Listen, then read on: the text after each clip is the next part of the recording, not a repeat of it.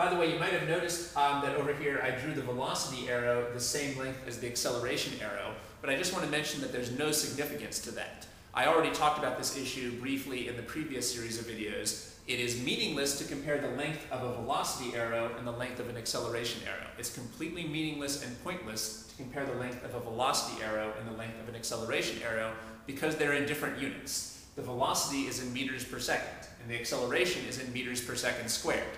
Well, you can't compare meters per second with meters per second squared. That would be like comparing apples and oranges. So just for convenience, I've drawn this acceleration arrow to be the same length as this velocity arrow, but there's no significance or meaning in that. You should not compare the length of the velocity with the length of the acceleration. On the other hand, something that we definitely have been doing is we've been comparing the length of the different v vectors. We've been comparing the different velocities. We've said this velocity is longer than this velocity here, because we're slowing down, and then this velocity vector is shorter than this velocity vector. Well, that is a fair comparison because all the velocities have the same units. All the velocities are in meters per second, so it's perfectly fair to compare one velocity vector to another velocity vector. But it would be pointless to compare the velocity to the acceleration vector in length because they have different units. That's an issue that we already discussed in the previous series of videos.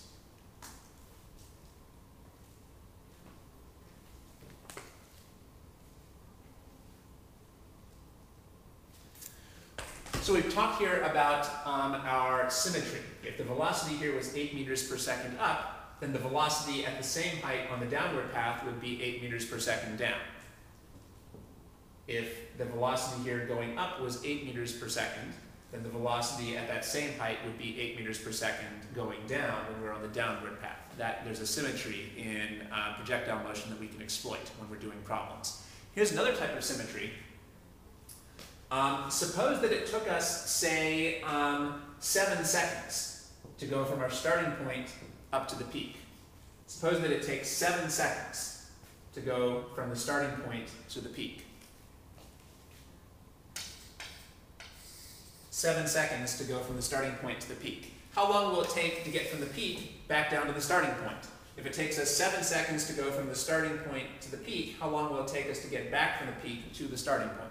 Well, 7 seconds again. That's another aspect of the symmetry in projectile motion. And that should be kind of clear. If the speeds going up are exactly matched by the speeds going down, then the time going up should be matched by the time going down. We've already said that the speed at this point is going to be the same as the speed at this point. And the speed at this point is going to be the same as the speed at this point. Well, if all the speeds on the upward path are going to be the same as the speeds on the downward path, then it makes sense that the time going up should be the same as the time going down. So that's another aspect of symmetry that you can use. The time that takes you to move upwards between 2 points is the same as the time that it takes you to move downwards between 2 points. So I'll say that one more time. The time that it takes you to move upwards between 2 points will be the same as the time that it takes you to move downwards between 2 points. That's another aspect of the symmetry of projectile motion. And you can use that for solving problems. For example, let's say that the object moves from the ground to the peak in 9 seconds. If the object moves from the ground to the peak in 9 seconds, what's the total amount of time that it's going to be in the air? If I tell you that the object is moving from the ground to the peak in 9 seconds, what's the total amount of time it's going to be in the air? I hope you gave that some thought. Well, we know that it takes 9 seconds to get from the ground to the peak. And then it takes another 9 seconds by symmetry to get from the peak back down to the ground. So what's the answer to my question? How long total is it going to be in the air? 18 seconds. 9 seconds going up, and then another 9 seconds going down. That would give you 18 seconds total. So the answer to my question is that the total amount of time that we're going to be in the air is 18 seconds. That's a good example of how we can use symmetry to simplify problems about projectile motion.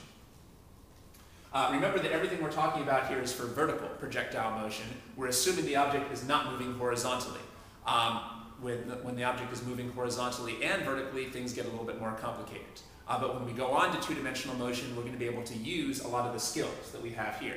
In fact, maybe I can just specify that even when we do two-dimensional motion, everything that we said here is still going to be right. It's just that we have to specify that in two-dimensional motion, these are just the vertical velocities. So why don't we specify that right now?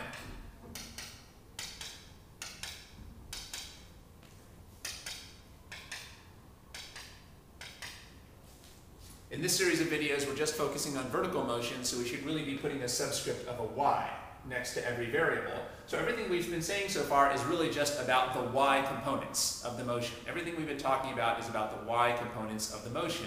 And even when you go on to two-dimensional projectile motion, you're still going to be able to use the same exact ideas that we just talked about, except it's only going to apply to the y component of the motion. You're going to have to think about the horizontal component separately. So right now we're not thinking about horizontal components. When you get on to two-dimensional motion, you'll have to think about the horizontal component separately. But everything that we've said here for one-dimensional motion will still be true for two-dimensional motion. It's just that it's only going to be true for the y component of the motion. The horizontal component will be different. Why is the horizontal component different? Because there's no gravity. Gravity doesn't work horizontally, it just works vertically. Everything we've talked about here comes from the fact that the only vertical force we're thinking about is gravity. Horizontally, there is no force, and so the horizontal components would look different. But the vertical components are always going to look like this when the only force is gravity. So again, we've been analyzing vertical projectile motion. We've been analyzing free fall, which is when gravity is the only significant force on the object. We've been ignoring air resistance, and we're going to continue to ignore air resistance in these videos.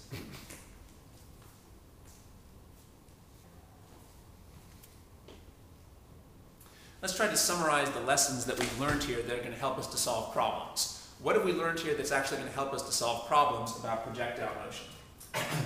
Well, most importantly, anytime you're doing projectile motion, you know that the vertical acceleration is a constant 9.8 meters per second squared down. That's the most important fact.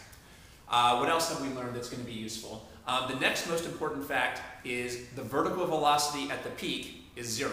That's going to be really crucial for solving a lot of problems. The vertical velocity at the peak is 0.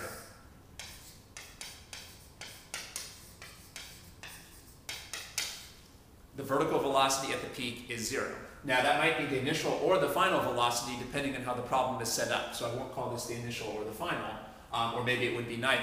But we know that the vertical velocity at the peak is 0. We worked that out. That's because you're changing direction at the peak. At the peak of the trajectory, you're changing from moving upwards to moving downwards. So for an instant, you can't be moving up or down, which means that your velocity has to be 0.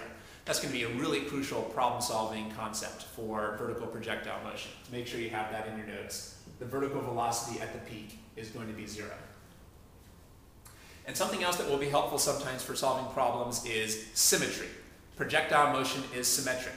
If 2 points are at the same height, then they have the same speed. 2 points at the same height have the same speed. 2 points at the same height have the same speed. And also we saw there was symmetry in time. The time it takes you to move upwards between 2 points is the same as the time that it takes you to move downwards between 2 points. So there were 2 types of symmetry that we can use for solving problems. If 2 points are at the same height, then they have the same speed. Not the same velocity, but the same speed. And the time that it takes you to move upwards between 2 points is the same as the time that it takes you to move downwards between those 2 points. So we can use symmetry to solve a lot of problems. So this stuff is the information you're going to need to solve problems. 9.8 meters per second squared is the acceleration, vertical acceleration. The vertical velocity at the peak is 0, and we can use the symmetry of projectile motion to solve problems.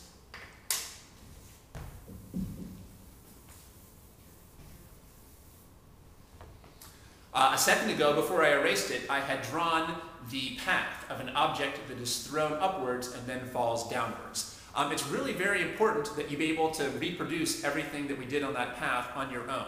So before you go on in these videos, I'd like you to just redo this last portion of the videos. I'd like you to just try now on your own to reproduce the upwards and downward path that I had on the board a second ago. So draw the upward path, draw the downward path, try drawing a couple points on the upward path and a couple points on the downward path, and try to draw the velocity and the acceleration vectors at those points. Remember how we drew the velocity and the acceleration vectors at different points on the upward path and on the downward path, and we also drew them at the peak. So try to just reproduce on your own the upwards and downward paths and velocity and acceleration vectors that I had on the board a second ago. And if you have any trouble with that, re-watch this last section of the videos until you get comfortable with these ideas. These are very important ideas, but they're a little tricky and they take repetition and practice. So please don't proceed with the videos until you can come up with that whole path and all the velocity and acceleration vectors easily on your own.